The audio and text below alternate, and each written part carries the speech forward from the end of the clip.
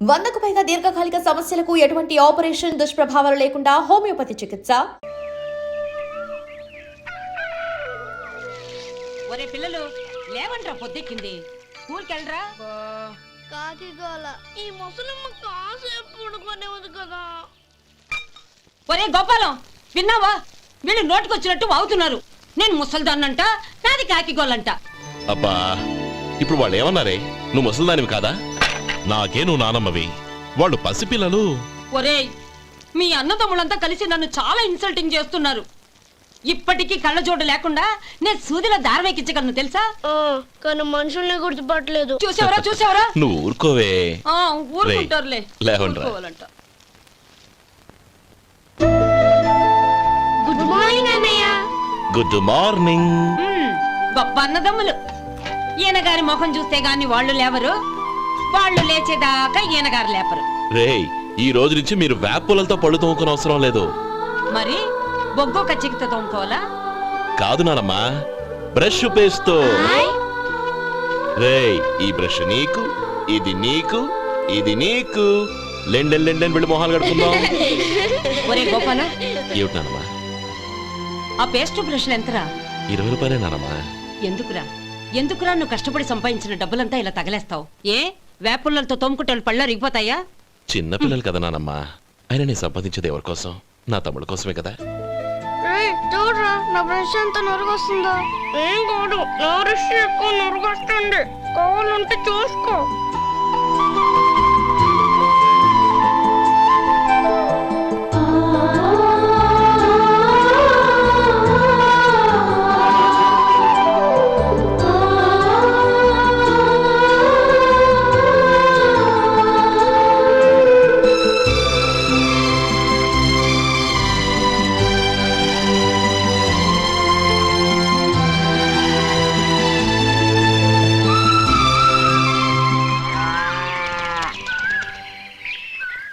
రే గోపాలం, బజార్కి వెళదాం. సాయంత్రం తొందరగా ఇంటికి వచ్చాయి. రేపు వెళ్దాం నానమ్మా. సాయంత్రం నాకు ముఖ్యమైన పని ఉంది. నాకు తెలియనంత ముఖ్యమైన పని ఏముందబ్బా వీడికి?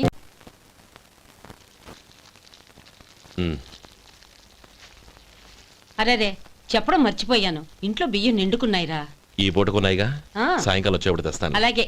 సరే, చిన్నాళ్ళిద్దరు టైంకి స్కూల్కి వెళ్ళారా? వెళ్ళారు. ఆ గోపిగడికి స్కూల్ దూరం అయిందంట్రా. రోజు నడవలేకపోతున్నాను, కాళ్ళు లాగుతున్నాయి అంటున్నాడు. వాడికి సైకిల్ కావాలంట్రా. వాడు వెళ్ళి ఎంతసేపు అయింది? ఇప్పుడే. రే, ఎక్కడికి? కాఫీ తాగి వెళ్ళరా. రే తమ్ముడు, రే గోపే, ఆగు.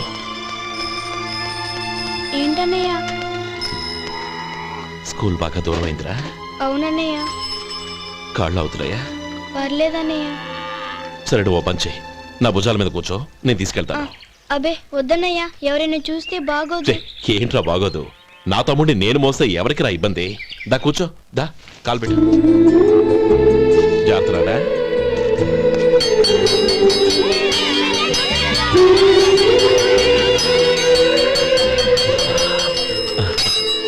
చూసావా, స్కూల్ కరెక్ట్ టైంకి వచ్చేసాం. అవును, థ్యాంక్స్ అన్నయ్య.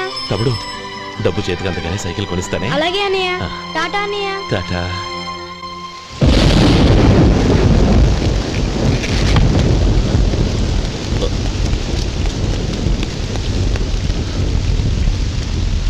నానమ్మా, చూడరా, ఇల్లంతా కారుతోంది. కప్పించమంటే అదిగో ఇదిగో అన్నావు, ఇప్పుడు అర్ధంతరగా ఈ వర్షం పట్టుకుంది. పిల్లలు ఎక్కడ పడుకుంటారో ఏంటో నాకేం అర్థం కావటం లేదు.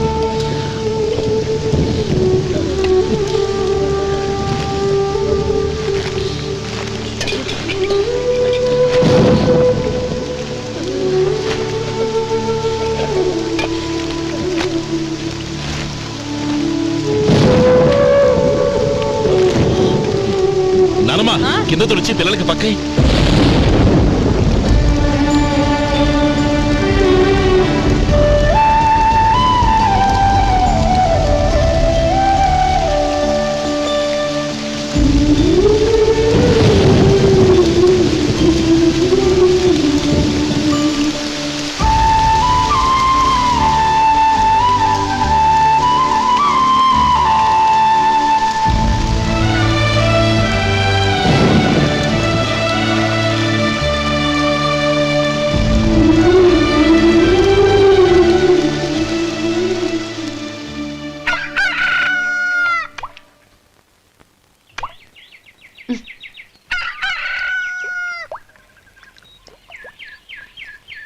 ఒరే గోపాలం, తెల్లవారులు ఇలాగే ఉన్నావా?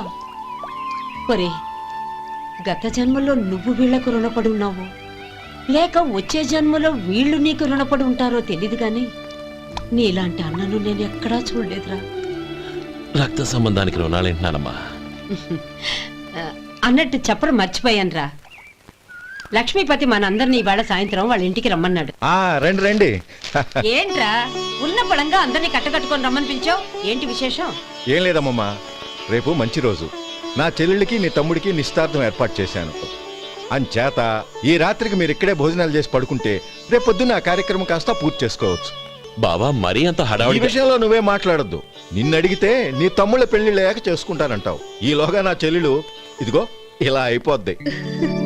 ఏంటి? అందుకే నేను ఈ నిర్ణయం తీసుకున్నాను. రేపు తెల్లవారుజామున మంచి ముహూర్తం ఉంది. ఆ ముహూర్తానికే నిశ్చితార్థం, అంతే. అది ఇంకేం? రాధా, నీకిద్దరు పిల్లలు పుడతారు, ఓ పాప ఓ బాబు. అదేం కుదరదు, నాకు 10 మంది కావాలి. ఆ? అవును, ఇల్లంతా ఎప్పుడు పిల్లలతో కలకల్లాడుతూ ఉండాలి. 10 మంది సరిపోతారా? అన్నయ్య అన్నయ్య, అర్జెంట్ గా పాస్కి వెళ్ళాలన్నయ్య. కింద బాత్రూమ్ ఉంది, వెళ్ళు. అక్కడ కనిపించలేదు అన్న. కిందకెళ్ళి వెతుకో, అదే కనబడుతుంది. అన్నయ్య అర్జెంట్ అన్నయ్య, నువ్వు తీసుకెళ్ళవు. అబ్బబ్బబ్బా, విసిగించుకో, ఇక్కడి నుంచి వెళ్ళు. నువ్వు ఉండు రాధా, పదమ్మా నేను తీసుకెళ్తాను.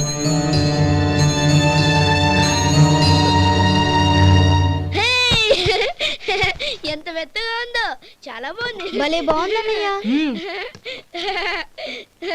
హాయ్.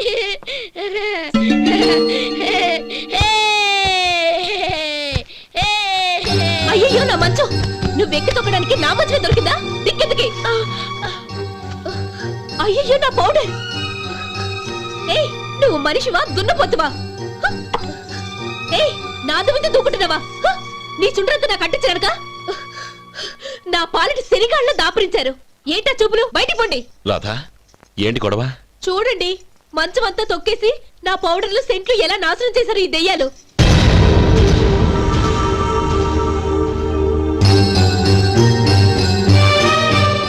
తమ్ముళ్ళు రండి, బయటికి వెళ్ళి ఆడుకుందరు గాని.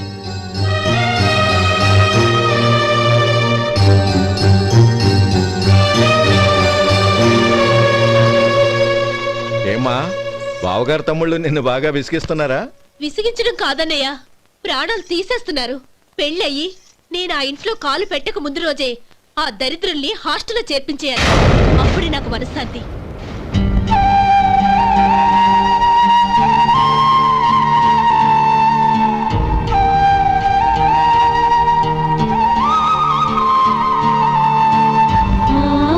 పెళ్ళయి నేను ఆ ఇంట్లో కాలు పెట్టక ముందు రోజే ఆ దరిద్రుల్ని హాస్టల్లో చేర్పించేయాలి.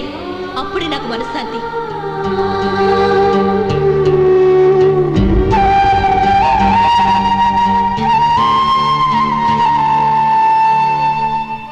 అది ఇలా ఇవ్వండి బాబు.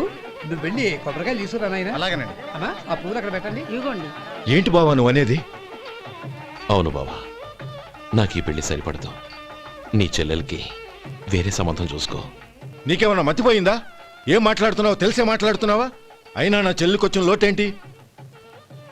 నా కాబోయే భార్య నా కుటుంబంలో ఐకమత్యం పెంచుతుంది అనుకున్నాను, కానీ పెళ్లికి ముందే నా తమ్ముళ్ళని నా నుంచి విడదీయడానికి ప్రయత్నిస్తుంది అనుకోలేదు. తన అన్నదాంట్లో తప్పే ఉంది బావా. ఏ అమ్మాయి అయినా పెళ్ళైన తర్వాత తన భర్తతో సంతోషంగా ఉండాలని కోరుకుంటుంది. అయినా నీ తమ్ముళ్ళని హాస్టల్లో చేర్పిద్దామంది కానీ నడి రోడ్లో వదిలేద్దామనలేదుగా. నా నుంచి వేరు చేయాలనే ఆలోచన వచ్చాక అది హాస్టల్ అయినా నడి రోడ్డైనా ఒకటే బావా. బావా, తొందరపడుతున్నావు. నీకేమీ లేకపోయినా నా చెల్లెల్ని ఇష్టపడిందని నువ్వు సుఖంగా బతకటం కోసం నేను ఎన్ని ఏర్పాట్లు చేశాను తెలుసా? 50 ఎకరాల పంట పొలాన్ని నీ పేరు రాసి రెడీగా ఉంచాను. ఈ ఇల్లు కూడా నా చెల్లెలి పేరు రాశాను. నా తమ్ముళ్ళని నా నుంచి దూరం చేసే ఏ ఆస్తి నాకు అక్కర్లేదు. బావా, ఊరందరినీ పిలిచాను, నిశ్చితార్థానికి ఏర్పాట్లు చేశాను. పెద్దలందరూ వచ్చి కూర్చున్నారు. ఇప్పుడు అర్ధంతరంగా నిశ్చితార్థం ఆగిపోతే నా చెల్లెల జీవితం ఏమైపోతుందో ఒక్కసారి ఆలోచించు. అందుకే బావా, నిశ్చితార్థానికి ముందే ఈ నిర్ణయం తీసుకున్నాను. దయచేసి నన్ను వదిలే. బావా, నా చెల్లెలు నీ పైన మోజుబడిందని నీకు మిల్లులో పనిచ్చి నెల నెలా జీతం ఇస్తున్నాను. మమ్మల్ని కాదని ఎలా బతకగలవో ఒక్కసారి ఆలోచించు. బావా, గడ్డి తిని పశువులు కూడా బతుకుతాయి. కానీ జీవించడానికి మమతానురాగాలు కావాలి. నేను జీవించడానికి ఇష్టపడతాను. బతకడానికి ఎన్నో మార్గాలున్నాయి. వస్తాను. గోపాలం, ఒక్క మాట గుర్తుంచుకో. ఏ తమ్ముళ్ళ కోసమైతే నువ్వు నా చెల్లిని వద్దనుకుంటున్నావో అదే తమ్ముళ్ళ జీవితాల్లోకి సంపాదన, పెళ్లి అనేవి రాగానే నిన్ను నిర్దాక్షిణ్యంగా నడి రోడ్డు మీద వదిలేసిపోతారు. అప్పుడు తెలుస్తుంది నీకు నా విలువ, నా చెల్లెలి విలువ. చూడు లక్ష్మీపతి, ఏ రోజైతే ఈ ప్రపంచమంతా ఉదయించే సూర్యుడి కోసం పడమటి వైపుకు తిరిగి ఎదురు చూస్తుందో ఆ రోజు నీ కోరిక నెరవేరుతుంది. ఓహో, అంత గొప్పవాళ్ళ నీ తమ్ముళ్ళు? గొప్పవాళ్ళు కాదు, సామాన్యులు. అందుకే నాకంత ధైర్యం.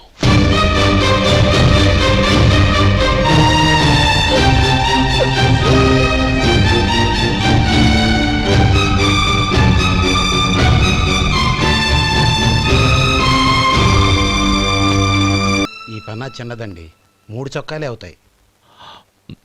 నాకొద్దులేవయ్యా, నా తమ్ముళ్ళ కుట్టు చాలు.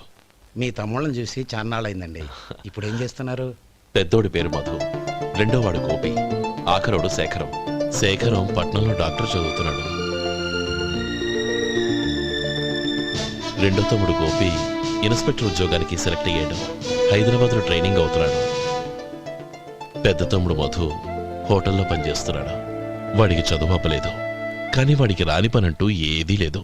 ఎప్పుడూ ఖాళీగా ఉండడు, ఏదో పని చేస్తూనే ఉంటాడు. అది సరే గాని బట్టలు కొంచెం పొడుగు పెట్టి కుట్టు. ఎదిగే పిల్లలు. ఎదిగే పిల్లలు ఏంటండి బాబు, ఎదిగేసిన పిల్లలు. చాలా చాలా ఆపవయ్యా, వాళ్ళకి పెద్ద వయసే ఉందని.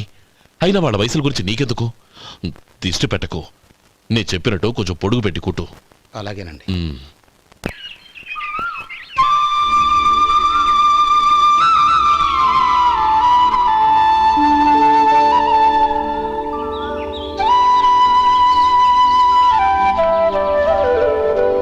ఒరేయ్ గణపతి, నిన్నేరా? పండక్కి నీ కూతురు అల్లుడు వచ్చారా? చెవిటి వెదవని చెవిటి వెదవ, వీడికి ఏమన్నా వినిపించి చావదు. నానమ్మా, ఆ వెళ్ళేది గణపతి కాదే, పెరుగమ్ముకునే మంగ. అవునా? నెత్తి మీద ఒక కొండెట్టుకొని చావచ్చు కదా. నువ్వు కళ్ళజోడు పెట్టుకోవచ్చుగా. ఏరా, కళ్ళ జోడు పెట్టుకోకపోతే నాకు కనపడదు అనుకుంటున్నావా? ఆ. అంటే నాకు వయసు అయిపోయిందని దెప్పి పడుతున్నావన్నమాట. ఇందులో తెప్పడానికే ఉంది. నువ్వేమన్నా పడుచుదానివా? 30 ఏళ్ల కిందట నేను పడుచుదాన్ని. అదే అదే మరి చెప్పు. వదులు, నేను కూర్చోగలను. సరే సర్లే, నీతో నాకు గొడవ ఎందుకు కానీ. తమ్ముళ్ళేరి?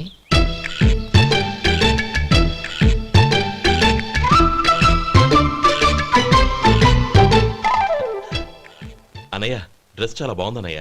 చచ్చా, ఏ బాగున్నాయిరా, మరీ పొడుగైపోయి. అక్కడికి పాపం ఆ టైలర్ చెప్తూనే ఉన్నాడు, నేనే వినిపించుకోలేదు. తప్పంతా నాదే. నువ్వు తప్పు చేయడం ఏంటన్నయ్య? అన్నయ్య, నువ్వు కళ్ళు మూసుకో. దేనికిరా? ముందు మూసుకో చెప్తాను.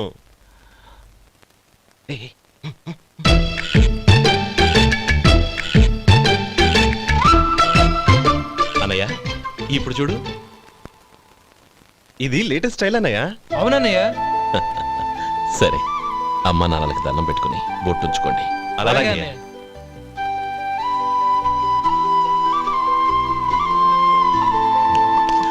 రే రే రే, అటు చూడు నానమ్మ, ఓ ఆట పట్టిద్దామా? ఓకే. నానమ్మ, మా బట్టలు ఎలా ఉన్నాయి? పెద్దన్నయ్య కుట్టించాడు. ఏంట్రా, వాడికి ఏమన్నా మతిపోయిందా? ఇంత కుర్చగా కుట్టించాడేంటి? ఎదిగే పిల్లలకి కథ పొడుగు పెట్టి కుట్టించొచ్చుగా. ఏమైందిరా? ఇప్పుడు చూడు.